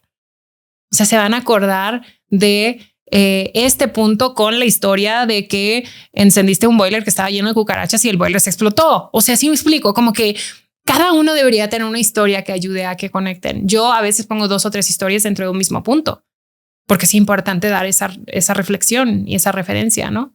Entonces esa es la forma que yo lo desarrollo, sencillo, práctico. No debería de tomarte más de unos 30 minutos, 25, 30 minutos. Haces unos 2 o 3 minutos para conectar. Si no conectas, sigues, agarras tiempo de valor hasta que conectes. Luego cabeza y desarrollas el valor. El tercer paso es mano, lo que nosotros llamamos mano, que es tu call to action, ¿no? Es como empujarlos a la acción. Eso, muchas personas piensan en un CTA, un call to action, y dicen, oye, pues es un pitch de ventas. No es un pitch de venta. Un call to action puede ser, lean este libro que les va a ayudar en su vida. Un call to action puede ser, apliquen esto para que puedan aprender cómo hacer mejor sus impuestos. ¿Eso viene en el cierre? Eso viene antes del cierre. Antes del cierre, que es este llamado a la acción para tomar un hábito diferente, para quitar algo de tu vida, para hacer una llamada, para inscribirte al club, no sé, pero es pedirles que hagan algo y darles el poder. Exactamente. Desde algo tan sencillo a lo que tú quieras, hacer parte de un proyecto, hacer parte de o adquirir un recurso o un producto. Puede ir desde pitch de venta, puede ir desde llamado a la acción, puede ir en lo que tú quieras. La referencia es la misma. Hace poco estábamos en una llamada de coaching y alguien hizo una pregunta y la forma que yo contesté fue usando esa trenza, llamamos nosotros, ¿no? Esos 4 puntos que ahorita les digo el cuarto. Y yo estaba explicando a través de eso trenzado. Entonces empecé conectando, después les expliqué cómo van a hacer su plática y luego les dije, tienen que hacer su plática y luego cerré con una conexión de una historia. Y cuando terminó les dije, ¿sí se dieron cuenta que acabo de aplicar lo que les enseñé? O sea, la forma que les enseñé es aplicando esa misma metodología. O sea, estaban con los ojos así de que no podían creer que sí. Ahora lo ven y dicen 1, 2, 3, 4. Tienes razón. Lo puedes aplicar a todo. No es nada más una plática desde escenario. Lo puedes hacer desde que yo voy a tener una conversación contigo porque no estás dando el kilo en el trabajo y necesito que subas tu productividad. Yo conecto contigo primero. Yo te voy a decir, esto es lo que yo necesito, esto es lo que necesita pasar, esto es lo que estoy viendo y lo que no estoy viendo. Te pido que lo hagas y conecto al final contigo. Lo puedes aplicar en cualquier forma de comunicación. Entonces el cuarto punto es conectar otra vez. Y se conecta de una forma diferente, quiero suponer. Se conecta de una forma diferente, lo llamamos corazón otra vez, que es a través de inspiración. Muchas de las personas en la vida toman decisiones por un momento de emoción, no por lógica. Entonces me sentí con miedo, me sentí con nervios, me sentí con felicidad, me sentí con whatever, lo que sea. Toman una decisión de ese llamado a la atención, de ese call to action. Entonces, si tú quieres que ellos hagan algo, necesitas meterlos muchas veces dentro de esa emoción y explicar el por qué. O sea, yo quiero que tú aprendas esto por este motivo. Yo quiero que tú apliques esto y luego cuenta una historia como que ayude a que esas fibras internas de su corazón se abran a salirse de ahí inspirados, ¿no? Esa es más o menos la estructura trenzada. Mucha gente hoy y el otro día estaba haciendo una pequeña encuesta de si alguna vez se habían imaginado como speakers y creo que el 80% contestaron que sí. Y la realidad es que comunicar, como lo hemos dicho, puede ser una fuente de ingresos como conferencista, que mucha gente lo está haciendo y me da mucho gusto porque creo que, digo, amigos míos que empiezan a dar pláticas, Pamela Valdés, Carla Berman, y cuentan historias increíbles y comparten muchísimo valor. Pero no necesariamente necesitas cobrar para poder hacer tu comunicación redituable. Ya lo hablamos hablando de equipos, pero hay muchas otras maneras. Hay muchas otras maneras, muchas otras. Yo creo que todos tenemos dentro de nosotros recursos que podemos desarrollar para poder ayudarle a las personas a desarrollar cosas en su vida. Simplemente es aventurarnos a hacerlo. Muchos se quedan con esas ganas es que yo siempre he querido hacer un curso de finanzas, yo siempre he querido hacer esto, siempre he querido hacer un curso de comunicación, un curso de lo que sea. Entonces, esa es una de las formas, es poder desarrollar recursos o productos que posteriormente a una plática tú puedes ofrecer a la gente. Cuando estamos en un escenario y cuando aprovechamos un escenario para poder crecer una iniciativa, una fundación, una organización, una empresa, un proyecto propio, hay tantas formas que puedes hacer eso redituable. Hay muchas veces y todo es tener una perspectiva de cómo puede ser un ganar-ganar. Entonces me busca una empresa y me dice, quiero que vengas a hablar en mi evento. Y yo digo, claro que sí. Yo quiero regalar un producto gratuito y quiero que tú me des la base de datos de todas las personas que estuvieron en tu evento. Para mí, eso es mucho mejor que me paguen. Porque voy a tener más de 20,000 oídos o ojos viendo lo que yo les mande, el valor que yo les pueda agregar, los recursos y productos que puedo poner en sus manos. Eso para mí es mucho más redituable. A veces yo no cobro nada. Muchas veces no cobro nada. Pero encuentro de qué forma sí puede ser un ganar-ganar. Entonces, hay muchas formas de poder aprovechar escenarios y escenarios o plataformas no son nada más lo que nosotros vemos como un escenario tradicional. No es nada más una plataforma, en un hotel, una pantalla con asistentes ahí sentados aprendiendo, ¿no? Una plataforma puede ser este podcast. Este podcast es una plataforma, es tu plataforma. Tú puedes estar en el podcast de alguien más. Es su plataforma. Redes sociales es una plataforma. Webinars, bootcamps, todos esos son plataformas. Comunidades son plataformas. Que tú me invites a tu comunidad a hablar con tu comunidad acerca de cómo plantar un árbol es yo yendo a tu plataforma y agregando valor. Entonces la gente tiene que salirse de ese concepto de una plataforma es un escenario nada más.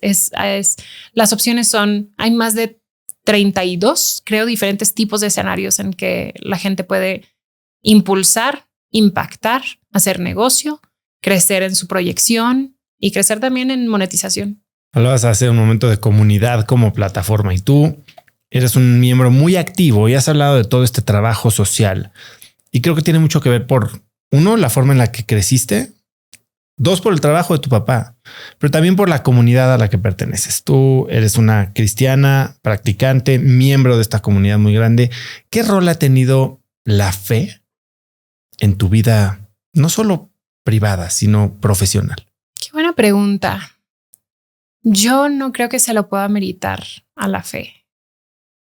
Yo creo firmemente en tener una relación con Dios. Yo no soy mucho de religión. Creo que religión es la forma de los seres humanos sentirnos más cerca a Dios, pero se trata más de una relación personal. Yo y Dios, nada más. No tengo que ganarme a Dios. Pero eso no es la norma en la comunidad a la que perteneces. Eso no es la norma. No es la norma en el cristianismo, no. Pero yo no sé si me pudiera considerar que yo soy y profeso ser cristiana. Yo profeso una relación con Dios en el que yo tengo una relación personal, en el que yo no tengo que hacer nada para ganarme esa relación, en el que yo no tengo que actuar de cierta forma, hacer cierta forma, dejar de hacer cosas. Muchas veces eso sucede. Y en comunidades, yo creo que muchas veces podemos causar tanto efecto positivo, como ahorita decías, como también podemos causar daño. Y a mí no me gusta considerar eso como parte de mi participación dentro de... Yo tengo mi relación con Dios. Mi participación dejando un legado en América Latina es por mí, porque es una pasión de mi corazón, porque yo quiero sembrar eso. Porque sí, a través de mi relación soy más sensible, a través de mi relación con Dios soy más sensible y claro, más inspirada y claro que quiero ayudar a todas las personas, pero creo que es una esencia que está dentro de mí. Yo no creo que puedo ni culpar la religión y Dios, ni ameritarle toda la religión y Dios. Yo creo que es una inspiración, nada más. Ahora, tienes un tatuaje que dice... Varios. Tienes varios, pero hay uno que creo que amarra mucho lo que hemos dicho hoy en la plática, que dice imperfect but improving. Imperfecta, pero mejorando. ¿Cuándo te lo hiciste? ¿Qué estaba pasando en tu vida cuando te hiciste ese tatuaje? ¿Cuándo me lo hice? Yo creo que me lo hice hace unos 15 años, yo creo. Hace bastante. Sí, fácil, unos 15 años. Qué rápido se pasa el tiempo.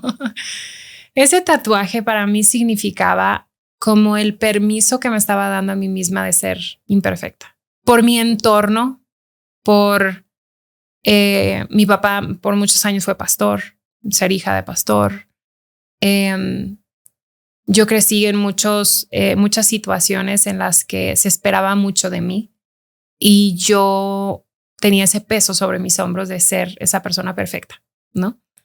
Y yo creo que hasta el día sigo con algo de ese peso que yo misma tengo que vencer del día a día, de sentir que tengo que lograr ser algo para comprobar a diferentes personas. Entonces, en ese momento era un momento tan difícil para mí de sentir el peso de ser quien quería a mi papá, ser quien quería a mi mamá, ser quien quería a Nata, ser quien quería que yo fuera sutanito, perenganito, y yo se lo ameritaba a todo el mundo. A todo el mundo le daba permiso de decirme quién debería de ser yo y qué esperaban de mí y ser eso para todas las personas. Entonces, cuando yo me lo hice fue como decir, o sea, no eres perfecta y date el permiso. Y si no le gustas a todo el mundo, no pasa nada. Y si no le caes bien a todo el mundo, no pasa nada. Tienes el permiso de no. Y repito, el tatuaje no me solucionó el problema. El tatuaje fue algo evidenciado para recordarme, puede ser así. Pero yo creo que para mí, es un día a día, un batallar. Yo tengo un coach de salud, tengo un coach de mentalidad y tengo un coach médico. Y la coach de mentalidad, la médica ve mis resultados, qué vitaminas necesito, qué suplementos, mis hormonas, y la de salud ve cómo estoy comiendo, ejercicio. Yo soy fiel creyente en si yo soy sana y si yo cuido mi cuerpo, voy a ser la mejor persona para mi equipo de trabajo, para mis hijos, para todos. Entonces, con ese coach de mentalidad me decía, bueno, y en este escenario, ¿y qué pasa si no lo haces? No, yo sentía así como que se me revolvía la panza y yo decía, no puedo, tengo que hacerlo. Y me decía, ¿qué pasa si tu compu no se prende un día y no llegas al Zoom? Yo sentía un estrés tan grande y yo decía, pues nada, no se va a caer el mundo. Es que tienes 70 Zooms al día porque no sabes decir que no. A eso quería llegar. Tú solita. Porque te escuché en uno de los podcasts que haces de hablar de autocuidado y decías que el autocuidado significa poner límites, pero tú parece que, o no sé, no parece que no hay límite para lo que haces, lo que puedes hacer o los proyectos con los que te involucras. ¿A qué le dices que no y cómo lo haces para no cerrar puertas? Que es creo que algo a lo que todo el mundo tenemos miedo. Sí. Yo he tratado de aprender a priorizar en ese momento qué tiene que ser lo más importante. Para mí es muy difícil decir que no. Decir que no cuando es algo mío es muy fácil. Yo me puedo decir no a mí misma 100 millones de veces porque yo tiendo a ponerme como segunda prioridad contra todo lo demás. Pero cuando es decirle no a alguien más es donde es más difícil. Si ese no, y es una práctica que yo he puesto, si ese no no se alinea o si esa petición no se alinea con lo que en ese momento es mi prioridad, he aprendido a ser paciente. Entonces, voy a poner un ejemplo, la adopción. La adopción para mí, Susi normal, sería yo lo persigo como no tienes una idea y ese va a ser mi enfoque total y yo lo voy a hacer al mismo tiempo que dirijo esta organización y que hago esto y que hago esto y que hago esto. Pero he aprendido a decir, voy a simplemente dejar que las cosas tomen un poquito más de tiempo. Entonces, yo no creo que soy perfecta en eso. Yo creo que es difícil. Yo creo que tiendo a hacer eso mucho, tiendo a sobrecargarme. También me gusta no dejar que mi mente me controle. Y regreso a lo mismo que hablamos al principio. O sea, para mí, decir, oye, tengo mucho sobre el plato, entonces no voy a ir al gimnasio en la mañana porque significa que del gimnasio voy a tener que correr acá. Yo voy al gimnasio. Oye, mi equipo de trabajo con quien viajo se ríen mucho de mí porque dicen es que nunca tienes hambre. No, la verdad es que cuando yo estoy enfocada en mis proyectos, yo no pienso en la comida. O sea, yo no pienso, no lo tengo presente. Entonces, como que yo un poquito como forzo mi cuerpo para decir hasta qué punto yo puedo controlar a mí misma, mi cuerpo, mi mente y todo. A mí se me hace un ejercicio muy padre. No sé por qué me trae tanta diversión. Fíjate que un amigo que te estaba platicando el otro día de un amigo que trabaja en el tema de salud, su hijo está haciendo una carrera en Antártica. Está así como a menos 20 grados Fahrenheit, que es Celsius, sabe Dios cuánto es. Es menos 40. Ajá. Y tienen que correr como maratón, corren como 10, 12 horas al día y luego se suban a un avión y se van a otro país. Son 7 carreras, 7 maratones en 7 días en diferentes países. Y se me hace tan interesante, o sea, ver cómo tú controlas tu cuerpo y tu mente. Obviamente con preparación, obviamente hacen muchas cosas, pero a mí se me hace un ejercicio muy padre. Parte de lo que has dicho es... tal vez no estoy tan de acuerdo con lo que dices, que te pones como segunda prioridad, o tal vez sí, porque veo que además de todo esto que haces por los demás, haces muchas cosas por ti y estar con tus hijos claramente es hacerlo por ellos, pero sé que lo haces por ti. Sí. Hacer ejercicio lo haces por ti y te he visto, tienes rituales que para muchos son impensables con el estilo de vida que tú tienes, como sentarte a fumarte un puro y tomarte un martini, que lo haces mucho más frecuentemente de lo que, o sea, me encantaría hacerlo tan seguido como tú. Cuéntame de estos rituales que tienes, los puros. ¿De dónde viene tu afición por los puros? Yo amo los puros. Yo no sé cómo encontré esa afición. Yo creo que a mi esposo, tenemos muchos cubanos en la orquesta y nos traen muchos habanos de allá. Y yo un día fumé uno y dije, no sé si me gustó. Y al día siguiente dije, como que sí me gustó, se me antoja otro. Y entonces pues fumé otro y de ahí ya no he podido parar. O sea, me encanta el puro, me encanta el puro. Quisiera aprender mucho más del puro, pero eso en algún punto lo voy a aprender. Creo que tienes razón. Creo que sí me pongo en primer lugar en ciertas formas, a lo mejor no en la forma habitual o en ciertas cosas no. Pero también como que yo me pongo una excusa de que no es por mí.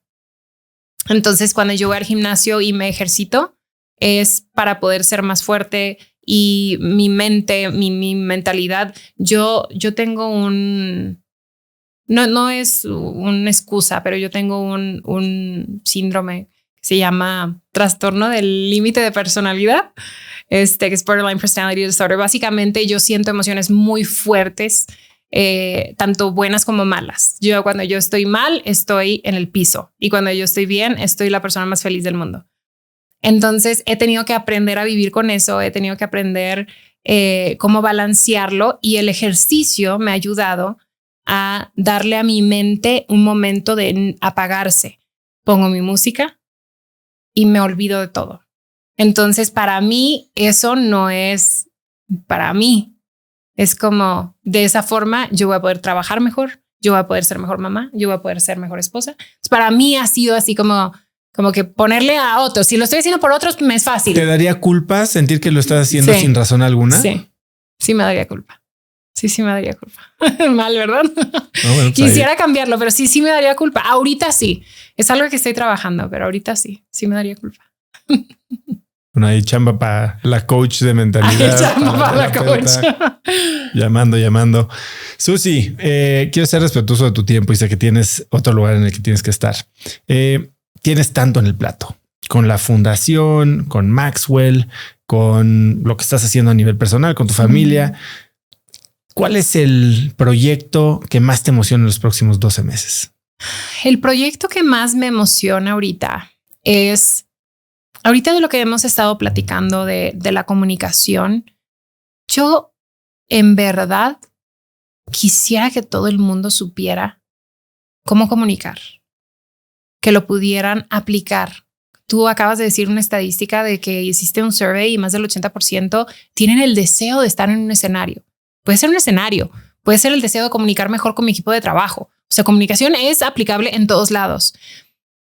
Yo siento una responsabilidad y un honor de poder compartir con las personas cómo hacerlo, cómo yo lo hago. Entonces, desarrollé un curso, un recurso que vamos a lanzar a final de año, en el que les enseñamos a las personas cómo comunicar. Les enseñamos a las personas varias cosas. La primera es cómo tener claridad. Claridad de mi propósito y claridad de a quién estoy sirviendo. ¿Quién es mi audiencia? Les dije hace rato, ¿no? Conocer tu audiencia es lo más importante. Entonces, esa claridad. Segundo, cómo desarrollar mi plática. ¿Cómo comunico? ¿Cómo conecto? Tercero, ¿cómo desarrollo si yo quiero tener productos, servicios, recursos? ¿Cómo desarrollarlos? Vemos a personas con cursos, te vemos a ti, vemos Maxwell Leadership, vemos a muchas personas que tienen cursos espectaculares de desarrollo personal o de liderazgo de cualquier tipo y decimos, ay, yo quisiera hacer eso, pero ¿cómo lo hago? ¿Dónde comienzo? ¿Cuál es el primer paso? Bueno, queremos enseñar ese primer paso. Para mí es un honor acompañar a las personas a poder desarrollar su propia cosa para que ellos puedan ayudar a otros. Es como una escalerita de valor, ¿no? Yo te ayudo, que tú sepas cómo hacerlo, tú ayudas. Entonces cada uno estamos siendo un efecto, como una influencia positiva en las vidas de otras personas. Y por último, cómo poder entender las diferentes plataformas, que fue un tema que hablamos hoy. ¿Cómo puedo entender las plataformas que existen en el mundo y aprovecharlos para tener ese impacto? Entonces, ese ha sido mucho trabajo. Hemos invertido horas para poder desarrollar eso y que sea algo de la más alta calidad, excelencia, que podamos dejarle a América Latina un producto espectacular. Lo desarrollamos en español, inglés y portugués. Wow. Y ese proyecto me emociona tanto.